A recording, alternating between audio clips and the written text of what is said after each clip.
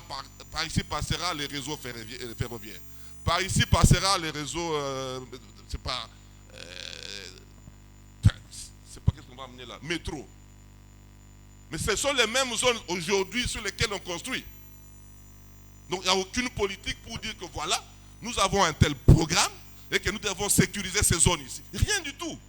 Malheureusement, c'est encore les hommes nantis, les scientifiques qui occupent encore ces zones-là qui sont non édificantes ou des zones dédiées. Il y a un problème sérieux. Il y a un problème sérieux. Je ramasse en passant le problème des études. Oui, nous faisons les études, je pourrais même dire les bonnes études. Et je sais de quoi je parle. Mais nous n'assurons pas, ce serait une aberration. Si nous-mêmes, nous sommes à la base des études, nous-mêmes nous assurons le contrôle. Non, il y a une structure de contrôle qualité.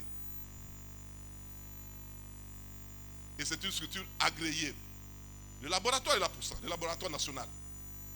Agréé.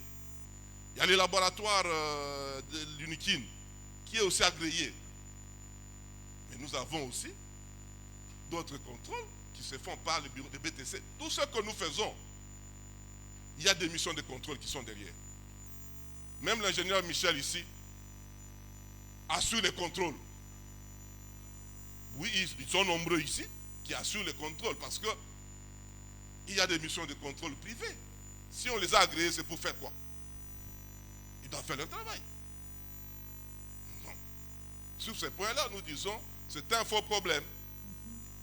Vraiment, totalement un faux problème. Et nous intervenons, nous disons, nous insistons, le problème de la durabilité de notre voirie, c'est le drainage et surtout l'assainissement des déchets solides.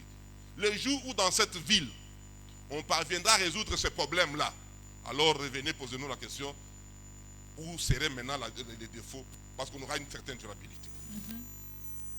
Il y a des scientifiques ici, je prends le professeur Mouzouma et d'autres professeurs qui sont ici, nous savons tous que les déchets que nous déversons en contact avec de l'eau, il y a des transformations chimiques, des éléments basiques, les éléments acides.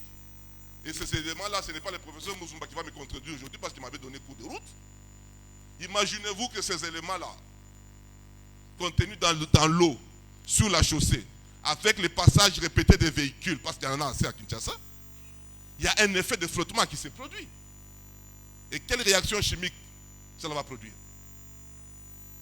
Donc nous devons entrer en profondeur comme ingénieurs, comme techniciens, et dire aux politiciens que non, ici, vous avez failli. Nous avons de mauvaises routes ou parce que nous n'avons pas une planification. L'institution FONER, c'est un fonds d'entretien routier. Mais est-ce qu'il fait l'entretien routier? Il finance même les constructions neuves.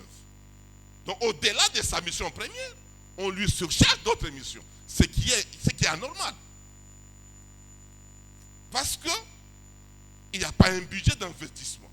Et tout part de là. On va parler des inondations. Oui, on en parle.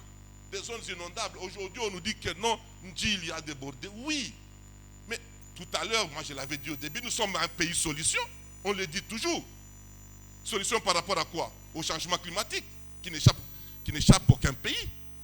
Mais si nous sommes solution à ça, quelles sont les mesures que nous-mêmes nous prenons par rapport à ce changement climatique dans les domaines des bâtiments, dans les domaines des infrastructures?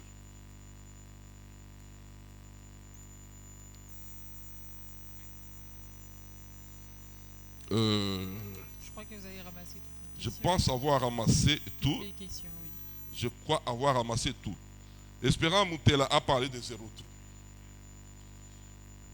J'ai dit ici, c'est un vocable qui a été très mal placé. Nous sommes censés maintenir, entretenir ce qui existe. On peut beaucoup construire tout ce que l'on est en train de faire, mais si on n'a pas une politique de maintenance, d'entretien, on va retourner encore à la case de départ. On peut même faire des routes en or, on va retourner à la case de départ.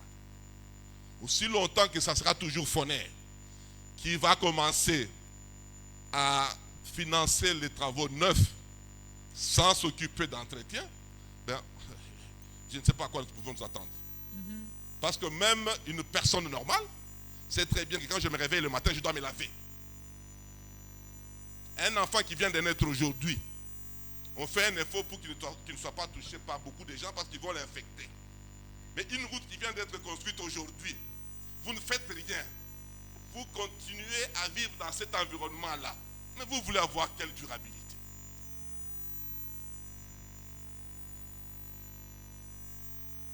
Je crois que vous avez répondu à tout. Je crois que j'ai répondu à tout. Il y a d'autres panels qui vont suivre.